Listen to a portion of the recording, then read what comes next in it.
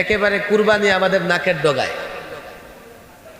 মাশাআল্লাহ, আমরা তো যারা পারি মুসলমানরা কুরবানি করি কি করি না? ছোট্ট একটা হাদিসের আলোচনা করে আমি আলোচনা শেষ করে দেব। কোনোদিন কি আপনারা কোনো আলেমকে গিয়ে জিজ্ঞেস করছেন, হুজুর কুরবানি দিলে সওয়াব হয়, কুরবানি দিলে অনেক ফজিলতের এই সেই হয়, কিন্তু আমরা যা কুরবানি দেই গোশত আমাদের মান সম্মান রক্ষা পায়, আমাদের সওয়াব দেন আল্লাহ, তাহলে কুরবানিটা কি? কুরবানি কি জিনিস?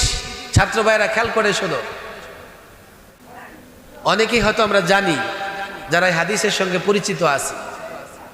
তোমরা যারা জানো না, তোমরা আমার এই ইলমের হামেল হও, বহনকারী হও।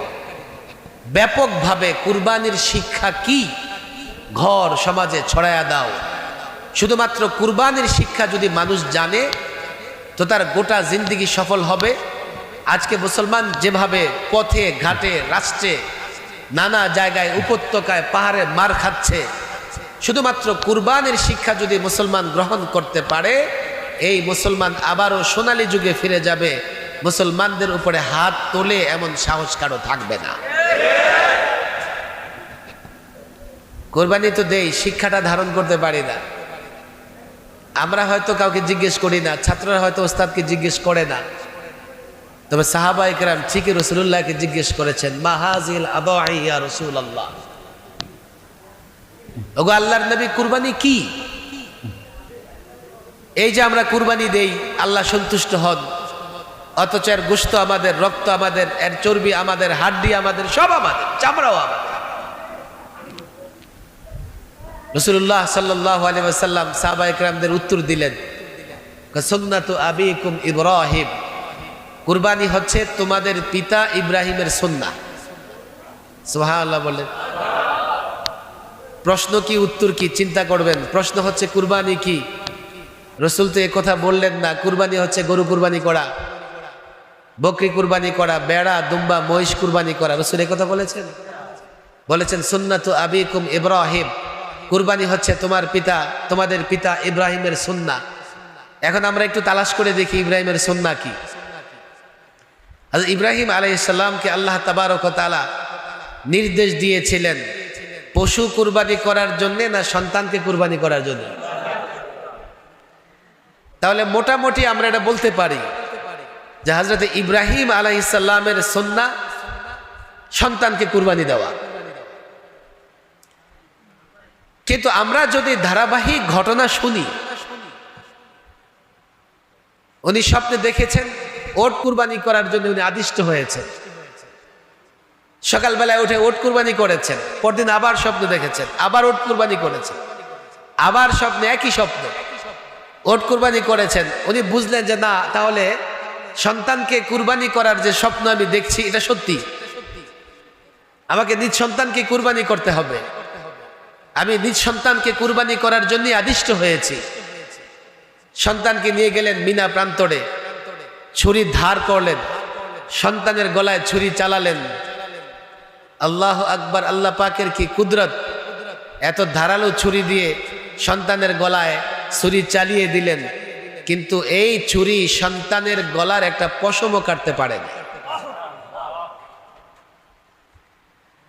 তো ঘটনা প্রবাহে আমরা দেখি উনি তো সন্তানও কুরবানি করতে পারলেন না।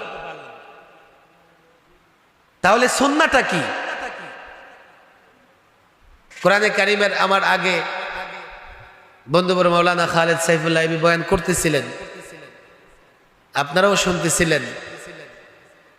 তাহলে সুন্নাহটা সন্তান কুরবানি দেওয়াও না। তাহলে সুন্নাহটা কি? আর রাসূল কেনই বা বললেন ইব্রাহিম আলাইহিস সালামের সুন্নাহ? সুন্নাহটা হচ্ছে ফালাম্মা আসলামা ওয়া তাল্লাহু লিল জাবিন ওয়া নাদাইনাহু আইয়া ইব্রাহিম। ও আলেম ওলামা, ছাত্র জনতা, ফালাম্মা আসলামা, উভয়ে যখন আত্মসমর্পণ করলেন আল্লাহর নির্দেশের সামনে, সন্তান নিজেকে ছুরির নিচে শুইয়ে দিলেন, বাবা সন্তানের গলায় ছুরি চালায়া দিলেন, আল্লাহর নির্দেশ মানার জন্য উভয়ে প্রস্তুতি নিলেন। আল্লাহ বললেন কি কদ সাদ্দাক্তার রুইয়া, ও আমার বন্ধু আপনি আপনার স্বপ্নকে বাস্তবায়ন করে দেখিয়েছেন। এটাই হচ্ছে ইব্রাহিম আলাইহিস সালামের সুন্নাহ। আল্লাহর নির্দেশের সামনে মস্তক অবনত করা।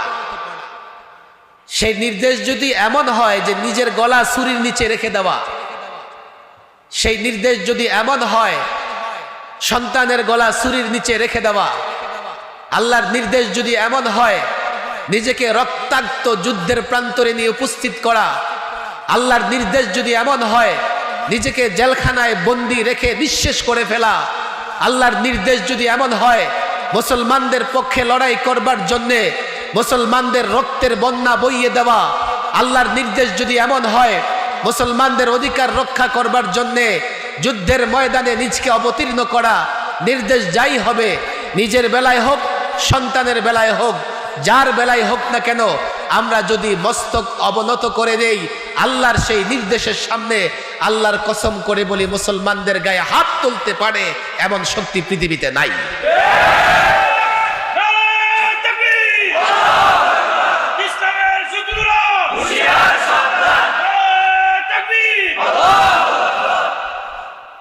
সমস্যাটা আমাদের এই জায়গায়, শুধু কুরবানির বেলায় পশু জবাই করি, নফসকে জবাই করতে পারি না আমরা।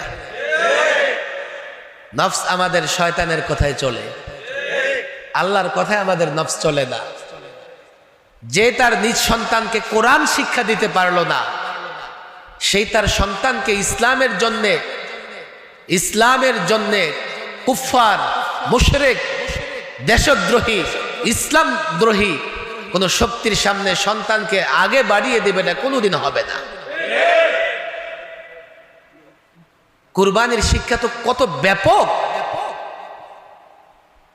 এই জন্য আজকে দেখেন আপনাদেরকে বলি, মুসলমানদেরকে আমি বলি, আপনারা কুরবানির শিক্ষাটাকে ধারণ করেন, আল্লাহর নির্দেশের সামনে মস্তক অবনত করেন। না হলে হাজার গরু কুরবানি করলেও এই কুরবানিতে কোনো ফায়দা হবে না, গোশত খাওয়া ছাড়া। ওলামাদের প্রতি আমার অনুরোধ, আপনারা এইভাবে ব্যাপকভাবে কুরবানির শিক্ষা প্রচার করেন।